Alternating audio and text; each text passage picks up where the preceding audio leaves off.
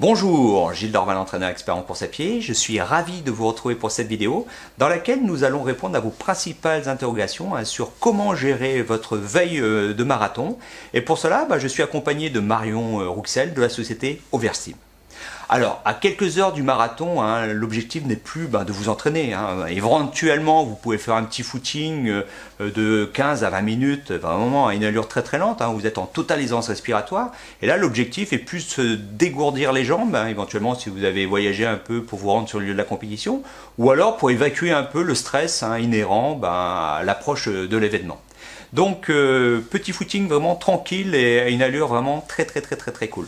Alors évidemment, la veille du marathon aussi, vous allez éviter de faire du jardinage toute la journée, de faire du bricolage, de faire du shopping ou alors participer à un déménagement. Là, l'objectif, c'est de rester au calme et puis de garder tout votre influx nerveux et toute votre énergie pour le lendemain.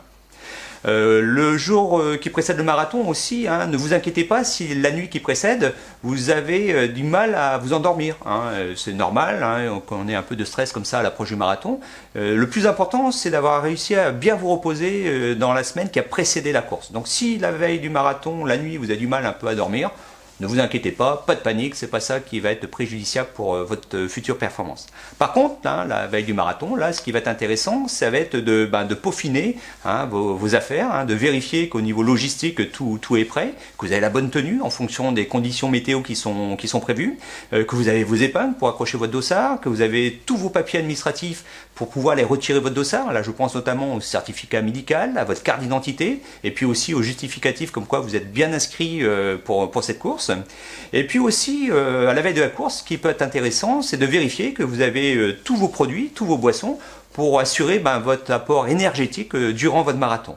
Alors justement, à ce propos, Marion, est-ce que tu peux nous donner des conseils par rapport à l'alimentation la veille de la course ? Bonjour, je vais d'abord reparler un petit peu du glycogène qui est une source d'énergie importante pour le marathonien. On stocke le glycogène au niveau du foie, c'est le glycogène hépatique, et on stocke également du glycogène au niveau musculaire. Ce glycogène musculaire est une source d'énergie importante pour vous, coureurs, et c'est une source d'énergie, donc ce glycogène en fait sera dégradé en glucose pendant l'effort pour nourrir vos cellules musculaires. Le glycogène au niveau du foie, le glycogène hépatique, est quant à lui une source d'énergie plus limitée et permet simplement de maintenir la glycémie, le taux de sucre dans le sang, entre nos repas. Depuis les années 60, il existe un régime alimentaire appelé le RDS, le régime dissocié scandinave, qui se passe sur une semaine, la semaine qui précède votre marathon. Ce régime alimentaire est un petit peu oublié de nos jours car il était contraignant pour les athlètes.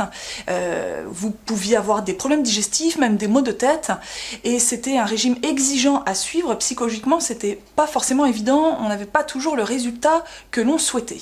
Maintenant, on est plus sur un régime semi-dissocié, un régime alimentaire où vous augmentez la quantité des glucides les 3 jours avant l'effort. Pour vous donner une idée, vous devez augmenter à peu près vos portions de féculents d'un tiers par rapport aux quantités que vous mangez habituellement. Maintenez la quantité de protéines animales et puis par rapport aux lipides, éliminez les graisses cachées et puis privilégiez plutôt les bonnes graisses, les graisses oméga 3 comme par exemple l'huile de colza pour les crudités. Ce régime semi-dissocié se passe uniquement sur 3 jours, mais il permet de faire d'aussi bonnes réserves que le RDS qui était fait dans sa totalité. Vous avez également une autre solution pour augmenter vos réserves de glycogène, c'est de consommer une boisson riche en maltodextrine les 3 jours avant l'épreuve. Ces boissons riches en maltodextrine ont l'intérêt d'éviter les efforts digestifs inutiles qui engendrent un gaspillage énergétique. Elles permettent également de varier un petit peu plus votre alimentation, de ne pas manger que des féculents, puisqu'il faut également faire une petite place dans vos assiettes donc pour les végétaux, les fruits et légumes, puisqu'ils vous apportent des précieux antioxydants. Donc, la boisson riche en maltodextrine chez Oversteam, c'est le malto antioxydant. C'est une boisson que vous consommez le jeudi, le vendredi, le samedi, toute la journée, 1,5 litre que vous buvez tranquillement au cours et en dehors des repas. Alors justement, là tu évoques les 3 jours qui précèdent la course, c'est-à-dire le mercredi, le jeudi, le vendredi, et la veille du marathon. Est-ce qu'il faut continuer à optimiser les stocks de glycogène intramusculaire ? Alors, la veille du marathon, on cherche plutôt à maintenir ses réserves de glycogène au maximum.